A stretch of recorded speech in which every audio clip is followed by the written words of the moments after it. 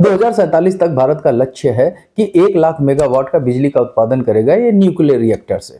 लेकिन ये लक्ष्य पाना इतना आसान नहीं है, क्योंकि न्यूक्लियर रिएक्टर होते हैं वो बहुत ही सेंसिटिव होते हैं। इनमें जरा सा भी अगर अर्थक्वेक से कोई डैमेज हो गया या ह्यूमन मिस्टेक से भी कोई गलत हो गया या अटैक या इन सब चीज़ों को लेकर कोई भी दुर्घटना हो गई तो एक मास डिजास्टर सामने आता है। जैसे एक घटना बताते हैं 1986 की। यूक्रेन उस समय यूएसएसआर में था, वहां पर एक न्यूक्लियर पावर रिएक्टर था चेर्नोबिल। वहां पर एक ऐसी ही दुर्घटना हुई, 30 लोग तुरंत मारे गए थे और लगभग 4000 लोग बाद में कैंसर से मारे गए। और ये जो इसका रेडिएशन फैला, जो इसका पोल्यूशन हुआ, वो लगभग 28,000 किलोमीटर के रेडिएशन में जाकर फैल गया। तो एक समझिए एक छोटी सी दुर्घटना कितना बड़ा एक दुर्घटना का कारण बन सकती है। इसके अलावा ये एक घटना नहीं थी, बाद में चलकर अभी जैसे ही सुनामी आया था 2011 में, आपको याद होगा, तो जापान का जो फुकुशिमा पावर रिएक्टर था वहां पर भी जो है ऐसी ही दुर्घटना हुई और काफी ज्यादा नुकसान भी हुआ। और ये दुर्घटना एक दो नहीं है, अब तक अगर हम 1952 से लेकर 2011 तक माने तो लगभग 28 ऐसे दुर्घटना हुई है, वो चाहे अर्थक्वेक या ह्यूमन मिस्टेक से या किसी भी वजह से, जहां पर बहुत ज्यादा जान माल के नुकसान हुए। लगभग $100 मिलियन तो सिर्फ ऑफिशियली एक अंदेशा है कि इतना तो नुकसान हुआ, बट इससे कहीं ज्यादा है जो ह्यूमन आज तक उस क्षेत्र के लोग झेल रहे हैं। यही एक वजह है कि जब कुडनकुलम में न्यूक्लियर पावर रिएक्टर भारत ने बनाने की कोशिश की तो वहां पर भी यही अन्ना हजारे साहब अनशन पर बैठे हुए थे, वहां पर भी ऐसा ही अंदेशा था और उसको बनाने से रोक दिया गया। अब इम्पोर्टेंट यह है कि हम लोगों का जो लक्ष्य है रिन्यूएबल एनर्जी में न्यूक्लियर पावर को लेकर, वो ऐसे तो नहीं पाया जा सकता, उसमें तो हमें बहुत कुछ बदलाव लेने होंगे। इसके साथ ही साथ अगर कुछ ऐसी घटना घटती भी है तो उसका कंपनसेट कैसे होगा।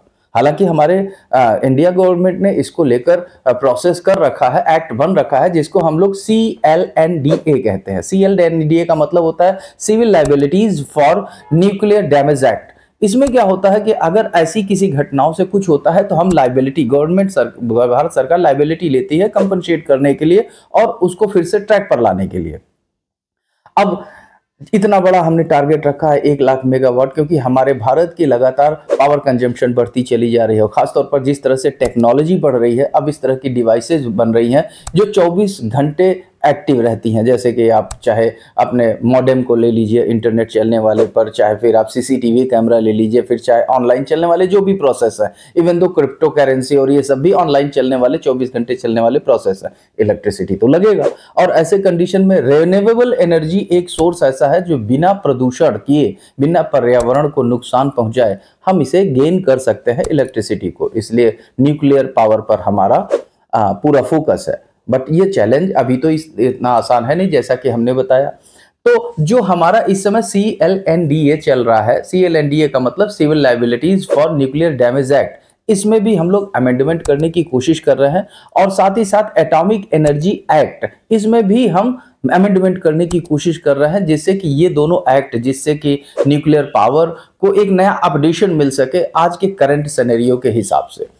अच्छा, दूसरी जो सबसे इसमें अड़चन आ रही है वो है इंटरनेशनल रिलेशन के। इंटरनेशनल रिलेशन में जितने भी डेवलप्ड कंट्रीज हैं वो नहीं चाहते कि डेवलपिंग कंट्रीज इस तरह के प्रोजेक्ट्स यूज करें, क्योंकि इसमें इन प्रोजेक्ट्स के आड़ में न्यूक्लियर वेपन्स बनाने का बहुत ज्यादा खतरा रहता है।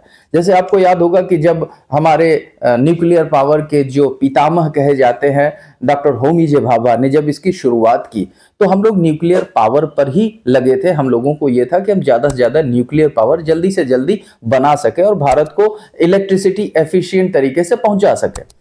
बट उसके बाद पाकिस्तान के साथ हमारा युद्ध हो गया, इसके बाद चाइना के साथ युद्ध हो गया, फिर चाइना ने न्यूक्लियर वेपन बना लिए और उसके दम पर पाकिस्तान भी कूदना शुरू हो गया। तो हमारी मजबूरी हो गई कि अगर हमें शक्ति संतुलन चाहिए, बैलेंस ऑफ पावर चाहिए, तो हमें किसी न किसी तरीके से हमें भी न्यूक्लियर वेपन्स बनाने पड़ेंगे। और इस पर हम लोगों ने पोखरण में परीक्षण कर डाला, इंदिरा गांधी जी ने। अच्छा, ये भी बड़ी मतलब बहुत ही दिलचस्प किस्सा है, जिसको हम कभी किसी और वीडियो में बताएंगे कि किस तरह से हमारे यहाँ ये पोखरण, इंदिरा गांधी जी ने पोखरण का जो परमाणु परीक्षण किया था। लेकिन जो कुछ भी हो, फिलहाल हम लोग न्यूक्लियर वेपन से रिच हो गए, हम लोगों के पास है, और जो शक्ति संतुलन के लिए काफी अच्छा है। बट ये होते ही अंतरराष्ट्रीय स्तर पर एक हंगामा समझ गया और जितने भी विकसित देश थे उन्होंने पूरी कोशिश की और भारत पर बहुत सारे वैश्विक प्रतिबंध लगा दिए व्यापार और इन सब को लेकर। हम लोग अब आर्थिक दृष्टि से इसको लेकर फेस कर रहे थे। और इसमें सबसे जो बड़ी खामी आ गई कि जो हमारा न्यूक्लियर से रिलेटेड डेवलपमेंट चल रहा था, न्यूक्लियर पावर से रिलेटेड, वो रुक गया। क्योंकि हमें अब कहीं से न टेक्नोलॉजी मिल रही थी और न इसमें प्रयुक्त होने वाले संसाधन, जैसे कि आप यूरेनियम हो गया, ये सब चीजें नहीं मिल रही थी। हमारे लिए परेशानी था। हम लोगों ने बहुत प्रयास किया और डॉक्टर मनमोहन सिंह ने भी बहुत प्रयास किया, जो उस समय प्रधानमंत्री थे।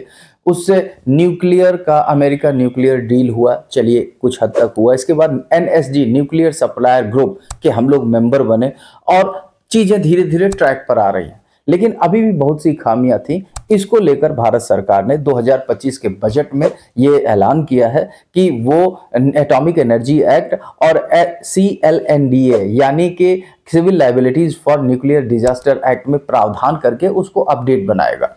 और इस तरह से हम लोगों की जो पॉलिसी है, एटॉमिक पॉलिसी है, न्यूक्लियर पॉलिसी है, वो थोड़ा बदलेगी इंटरनेशनल रिलेशन को लेकर और अपने यहाँ टेक्नोलॉजी को लेकर। अब देखना यह है 2047 तक 1 लाख मेगावाट बिजली का जो हमने लक्ष्य रखा है, उसको और किन किन संशोधनों और किन किन प्रयासों से इस लक्ष्य को प्राप्त कर पाएंगे। मिलते हैं अगले वीडियो में। तब तक अपडेटेड इंफॉर्मेशन के लिए हमें आप चाहें तो फॉलो सब्सक्राइब कर सकते हैं। धन्यवाद।